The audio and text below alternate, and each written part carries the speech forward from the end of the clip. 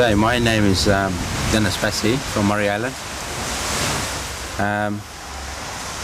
I have been working on this Trochus shell business for nearly 2 years, and I find that this business would probably provide a backbone industry for the islands of the Torres Straits here. The export market now is pretty good. With a bit of cooperation from the government bodies and the local council and probably for the people of the island, we should be able to make something worthwhile for income purposes.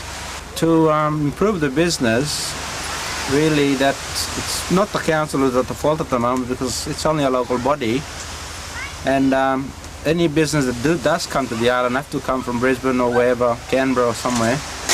It's have to be through them, then through the council, then through us.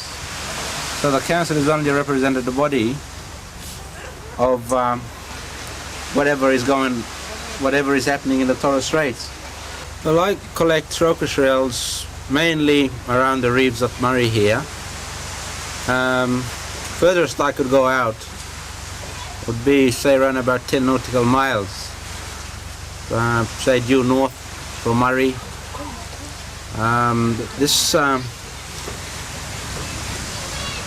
It depends on the capacity of the dinghy. If it's rough like this, a little outboard dinghy like that couldn't just face the weather, especially coming back.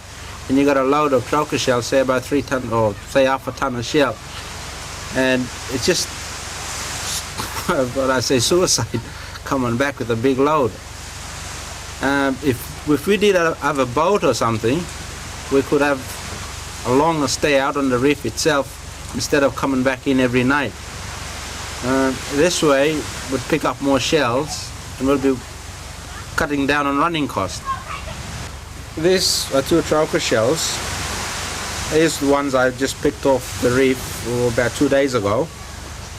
And I think back in the 50s there used to be a good market for them making buttons. Now that petroleum has come in, the price of fuel and plastic and everything has taken over. Now it's just that petroleum has gone, the price of petrol and things now have gone up, and the demand for Trochus shell has come back now, and it's pretty valuable now.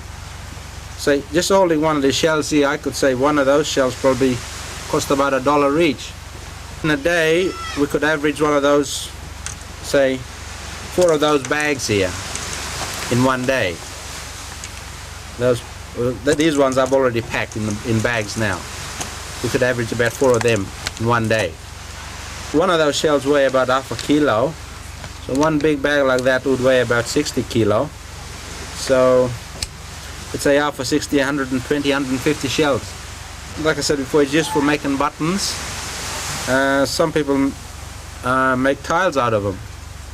I don't know how they do it, but they do make those things out of them. They make buttons and tiles and possibly gunpowder, I think. I'd pay the boat if it was designed to carry shells, a good boat. Like I said before, I could stay out on the reef there and just work out how much do you need and how much time would you need to pay the boat off. It could easily be done. I reckon that it's not a gift. The potential is in this business. We could easily pay it back. So I'm just estimating, if I work it on say $600 a day, say 44,000 a week, we could easily pay that boat off if we were provided a boat. We could easily pay it off, say in 24 months, 2 years, say. And then what's gonna be left after, all the boat would be ours. Then we could just run it for the island or for the private individual or whoever. Murray Island itself is part of Australia, and so is the other islands in the Torres Straits. It was a big export market before, and it was part of the Australian economy, that all the shells that came up from here in the 50s, that was part export of Australia. And I think it's time that this thing comes back again, so the Torres Straits can put something back into the Australian economy. Basic things needed on the Trochus shell business at this moment, well, I've only got this little 14-foot dinghy with a 30-odd outboard, and we normally just dive off the reef with these things, just a small swimming glasses, just this, and we dive off the reef, just off the edge of the reef, and you just collect Trochus shells, just skin diving, nothing else, just this. And you know, when you normally dive, you probably only stay underwater for about 2 minutes, whereas if you had proper gear, we could really make it a feasible business, like compressor and things like that. But at the moment, like I said before, we've got nothing at the moment, so all we're using is this, and this method has been used since the coming of the white people to the Torres Straits. When the shell comes from the reef, it's first thing we do, we put it in big containers, fill it up with water, and we put a fire in it and we boil it up. What happens, the meat inside is all cooked and makes it easier to get rid of the meat. And after the meat is taken out, it's all cleaned like so. You just have to clean it like this to get that stripy part in there. It's all the calcium stuff on the top, the line part. You got to chip them out like this. And well, I do this chipping off this part just by the aid of that little machine I've got there, little mixer thing. It's sort of like a cement mixer. You just chuck all the shells in there and it goes around, and all the shells, by actually bumping onto each other like that, cleans themselves out. And after I do that, it's all dried out and it's put into one of those bags. It's weighed and shown, and then it's just up to the next available boat that comes in from Cairns. Normally we've got Jardine Fisheries that runs through the straits here about every 2 weeks, and it's all put into the barge, and there's buyers arranged in Cairns, people in Cairns or further down south, actually visit the islands here and just give us a price how much they paying for the shells.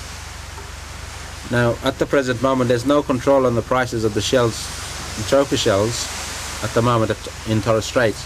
It's just that each individual comes in with a different price and somebody else buys it for a separate price.